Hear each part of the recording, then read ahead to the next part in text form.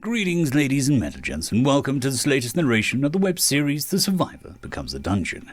If you're new to the series, there is a playlist listed down below in the description, and as always, I hope that you enjoy. But Maury, point of view. I'd been watching over my sinners as they physically sparred and tumbled in the dirt while wearing an armor their bodies originally had. The idea was to make them appear more rugged and dirty to help sell the story that they'd been surviving out for some time. With them looking in a generally poor state, it would hopefully boost the confidence of whoever would come out to make a buy for the people who ended up in my care. Well, that's what I had been doing. Before I knew it, there was some eruption of mana from deep below my mountain, which caused my bubble to dramatically balloon out before being stretched down around the mountain as it then processed to go down deep into the depths below it.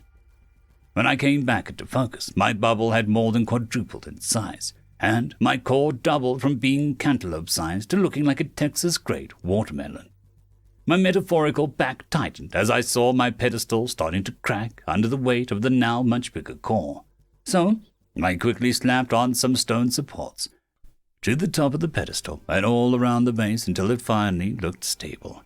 It still seemed rather precarious, so I think I ought to do some renovations later. Maybe make a pedestal lower but thicker in order to better support my core's current weight as well as future growth. But that was for another time. For now, I gotta figure out what the hell happened just now. My gaze turns down as I start to descend the mountain. It was interesting, to say the least, finally being able to access my entire mountain and even the outside. Just eyeballing it, I would say I have 20 feet radius from any of my mountain all around. This means that I can now mess with dirt, gravel, grass, and one shrub. The first actual plot that I don't need to grow or look at through the eyes of others directly. Sure, I've had trees and shrubs in my storage for a short while before, but it's an entirely different experience just getting to look at it in its natural habitat. I actually missed this. I hadn't properly considered it before, but I missed looking at nature. Even now that I'm actually ground level, looking at the forest through my cloudy bubble is much more enjoyable experience than just looking at the tree line from high up. I'm half tempted to replant the shrub somewhere closer to my core to commemorate the occasion, but I would much rather look at it from where I found it than disturb it by moving it over my own convenience. Anyways, I'm getting distracted again. I move back towards the mountain, soon finding the cave entrance and moving beyond the wolf den. I followed the path down into the depths of the other core's old territory, passing the skeleton storm room, the rat swarm room, the spiral corridors of traps, and the ooze room. There was just one thing that bothered me as quickly I glanced around, and that is that there were so many more rooms down here, but they were all sealed off with stone and hidden, made to look like seamless and unassuming stone walls. Again, that was something for me to check on later as I crossed the ooze room and entered the bottommost room. The scene before my eyes was not precisely what I was expecting. "What just happened?" I asked simply, hoping for a clear answer. Lugosi is the first to speak up, holding a beautiful made humming saw by its handle as his tail seems to wag excitedly. "Yeah, I found this cool stick," he gushed cheerfully. "Well, that was decently unhelpful." "I see." Looking amongst the rest, I am interrupted by what appears to be an anthropomorphic silver-furred golden retriever puppy boy. Hi, I'm Grim," he calls out eagerly, his little tail starting to wag with excitement. He seems to be clutching some kind of broken amulet close to his chest, but that wasn't something to focus on right now. "Are you Mr. Green? My friend told me to listen to you from now on. Are you okay with that?" he asked, his tail slowing to a stop as he appeared to be suddenly hesitant. "Well, I'm not about to turn away a child, even if I'm not exactly sure what a child is doing in the very deepest depths of a mountain. While this does sound like the makings of a potential horror movie, my heart is compelling me to ignore these warnings, at least for now. Yeah, I suppose I am, Mr. Green, but you can call me Vitmori, if you like. Say, Grim, how about you come up and meet me in my chamber? I think we have a few things to talk about, okay?"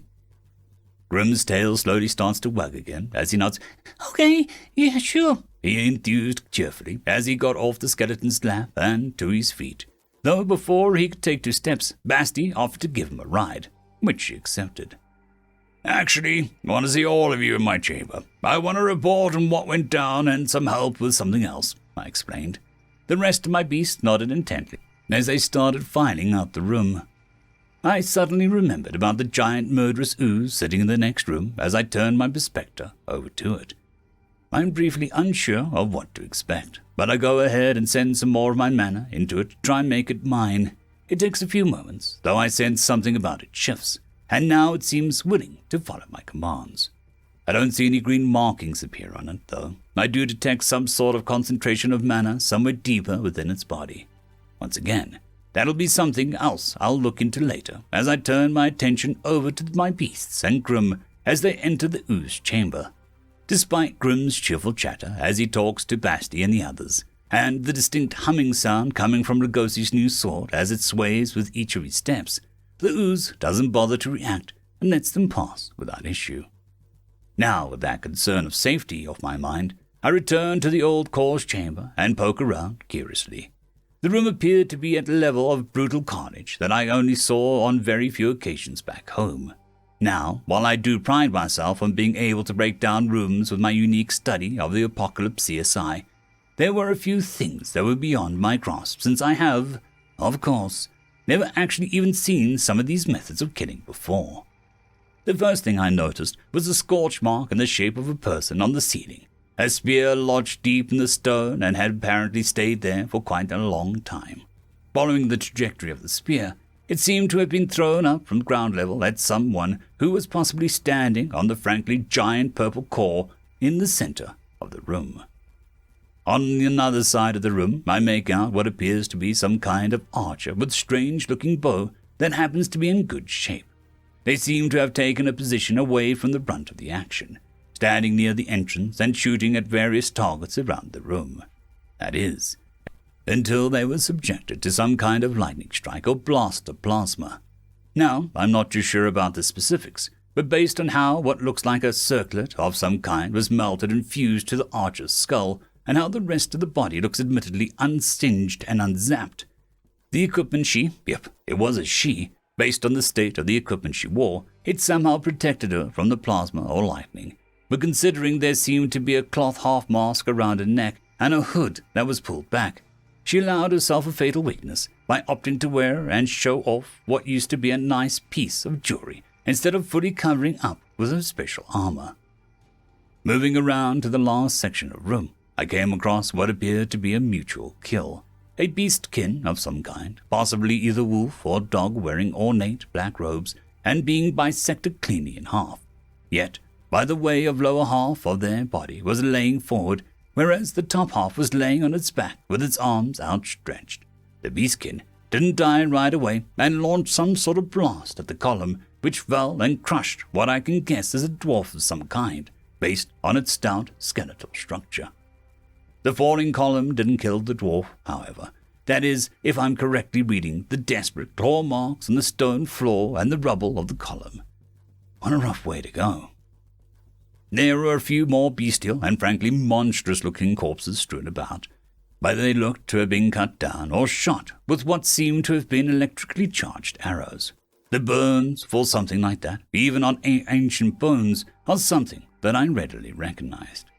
The one thing in the room that distinctly sticks out to me as odd is perhaps the skeleton of the woman sitting on the throne. It looked like it was placed there recently, or rather, it was posed too perfectly for it to have been where she had died back whenever this battle took place. She looks almost serene. I know it's odd to say that about an ancient skeleton, but I've come across many similar types of bodies over the years.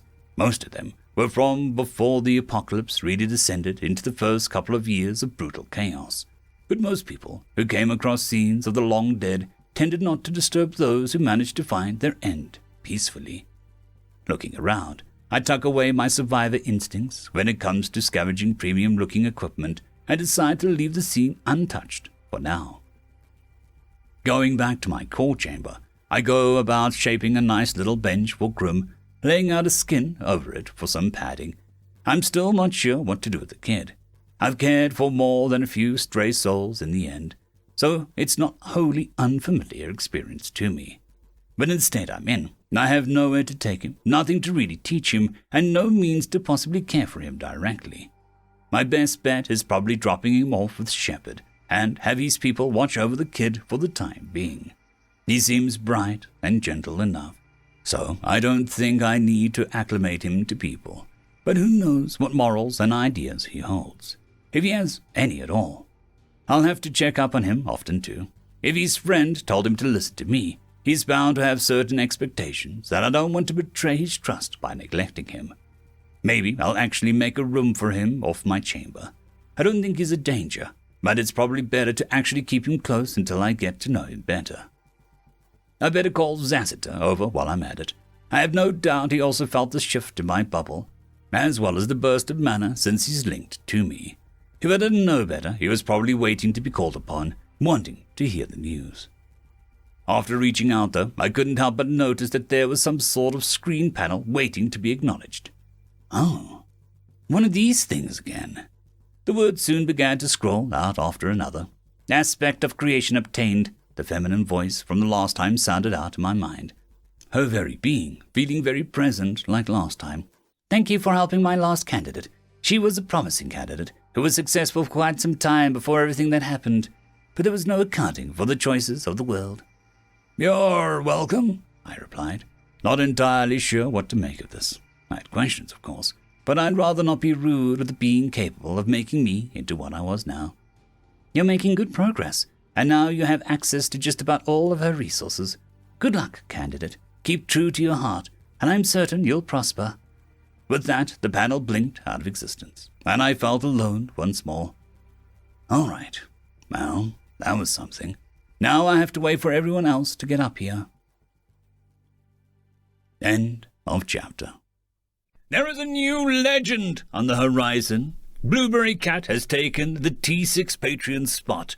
Thank you very much, and I'm sure that I speak for everyone when I say that.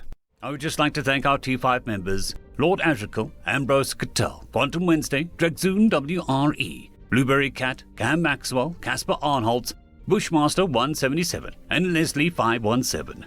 Thank you very much.